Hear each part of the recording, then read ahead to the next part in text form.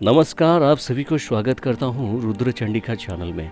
आशा कर रहा हूँ कि आप लोग अपनी दिनचर्या के साथ पूजा पाठ, मंत्र जाप, इन सभी चीज़ों में भी आप कुछ समय दे रहे होंगे और आपकी आध्यात्मिक उन्नति के लिए प्रयास कर रहे होंगे। बहुत बहुत धन्यवाद जिस प्रकार से आप लोग इस चैनल को सपोर्ट कर रहे हैं और वीडियो को शेयर भी कर रहे हैं।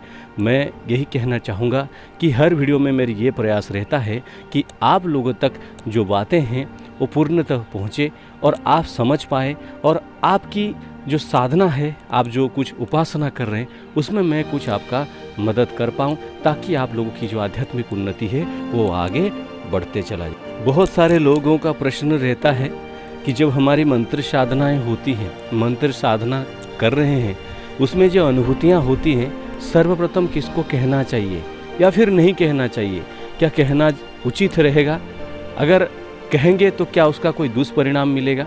इस प्रकार की बहुत सारे बातें आपके मन में आते रहते हैं। चलिए उन सभी बातों का जो है एक प्रकार की मैं आपको एक गाइड कर पाऊंगा कि आप जो कुछ समझ पाएंगे कि क्या करना चाहिए।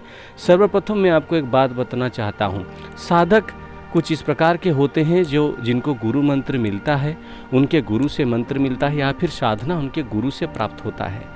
और दूसरे कुछ साधक हैं जो शिव जी को गुरु मानकर या फिर अपने इष्ट देव को, मैं आने वाले समय में बताऊंगा कि इस प्रकार से इष्ट देव को ही आप गुरु मानकर आप जो है आगे आपकी साधना भी कर सकते हैं। ये वीडियो मैंने बनाया नहीं है, हो सकता है आपको किसी अलग व्यक्ति के चैनल में मिल सकते हैं या फिर आने वाले समय में मिल जाएगा, लेकिन मैंने इसके ऊपर वीडियो बनाया नहीं है।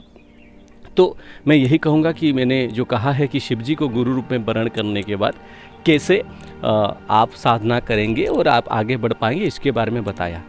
तो जब पहली बार किसी साधक का अनुभूति होता है तो उसके बारे में किसको बताना चाहिए। मैं तो यही कहना चाहूँगा, अगर आपके गुरु जी ने आपको कोई मंत्र दिए हैं तो आप क्या करें कि सर्वप्रथम उनको ही बताएं, आपकी साधना की अनुभूति जो है उनको बताएं और वो वहाँ से तय करेंगे कि आगे आपको कौन सी साधना करना है, कैसी परिस्थिति में आपको ये अनुभूति हो रही है, क्या अनुभूति एक पॉजिटिव वे की तरफ जा रहा है या फिर कोई नेगेटिव आपके साथ घटित हो रहा है। इन सभी चीज़ों पर वो ध्यान करके उसकी मापदंड सब कुछ देखकर आपको नेक्स्ट जो आपकी साधनाएं हैं या फिर नेक्स्ट आपकी जो मन की इच्छा है, कोई भी साधना लेना या फिर पूजा पाठ करना, इसके बारे में आपको वो अवश्य बताएंगे।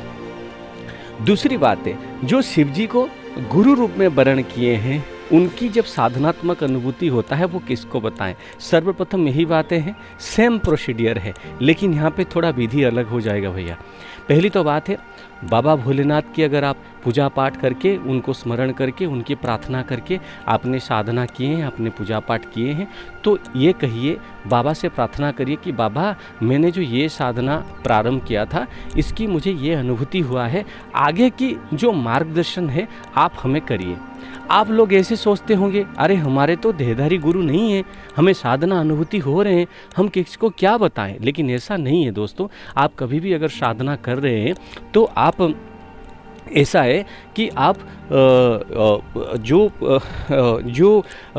मन की जो अनुभूति है या फिर स्वप्न में अनुभूति हुआ है, ध्यान में अनुभूति हुआ है, जीवन में कोई अनुभूति हुआ है, ये सारे के सारे आप बाबा के समक्ष एक बार बोल दीजिए, जो शिव जी को गुरु रूप में मानकर जिन लोगों ने साधना प्रारंभ किया है। और दूसरी बात है, क्या बताना जरूरी है? नहीं, आवश्यकता नहीं है। अगर आपने बिना गुरु दीक्षा के साधना किए हैं या फिर शिव जी को भी गुरु रूप में माना नहीं है, बस आप नए साधना अपनी मन मुताबिक आप साधना कर रहे हैं तो आपको अनुभूति हो रहा है, बस ऐसे ही कोई मंत्र आप जप करने का प्रयास कर रहे हैं, कुछ अनुभूति हो रहा है, उसको आपको किसी को बताने की आवश्यकता नहीं है कि हाँ मुझे ये अनुभूति हुआ है, ऐसा हुआ है। लेकिन अगर कोई नेगेटिव अनुभूति हो रहा है, पहली बात तो बार है, कोई साधक अगर भक्ति भाव से कोई साधना करने का प्रयास करता है, उसको जो अनुभूति होता है वो कहीं ना कहीं पॉजिटिव या नेगेटिव उसको अपने आप पता चल जाता है। अगर वो नेगेटिव लगता है तो किसी आप मार्गदर्शक होंगे, कोई गुरु होंगे, कोई आचार्य होंगे,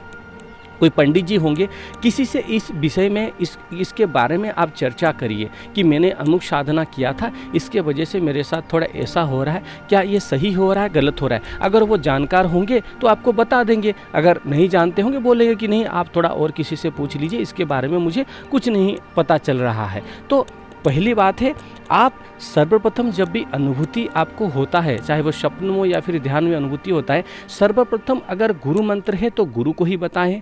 शिव जी को गुरु रूप में मानकर तो शिव जी के सामने सभी बातों को खोलकर आप प्रार्थना के समय में आप बता दीजिए। तीसरी बात है, अगर आपका कोई गुरुदेव नहीं है, कुछ नहीं, आप ऐसे साधना कर रहे हैं, तो आप उस साधना को थोड़ा वॉच करिए कि उस साधना से क्या आपको पॉजिटिव रिस्पॉन्स मिल रहा है या फिर नेगेटिव अनुभूति हो रहे हैं। अगर नेगेटिव अनुभूति हो रहे हैं तो आप उसके बारे में विचार विमर्श करना जरूरी है, क्योंकि अगर ये ना जानकर आप बार बार उसी साधना को दोहराएंगे, हो सकता है आपके साथ कुछ गलत घटित हो सकता है मित्रों।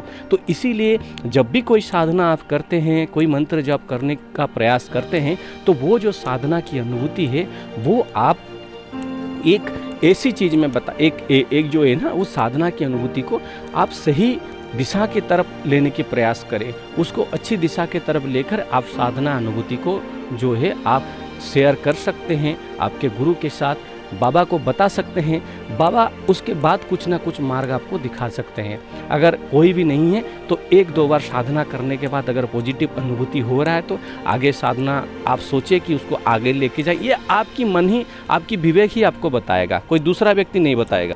अगर आपको कुछ गलत अनुभूति हो रहे हैं तो उपयुक्त मार्गदर्शक से आप मार्गदर्शन लेकर आगे की साधना को बढ़ाने का प्रयास कर सकते हैं। जय भोलेनाथ बाबा की।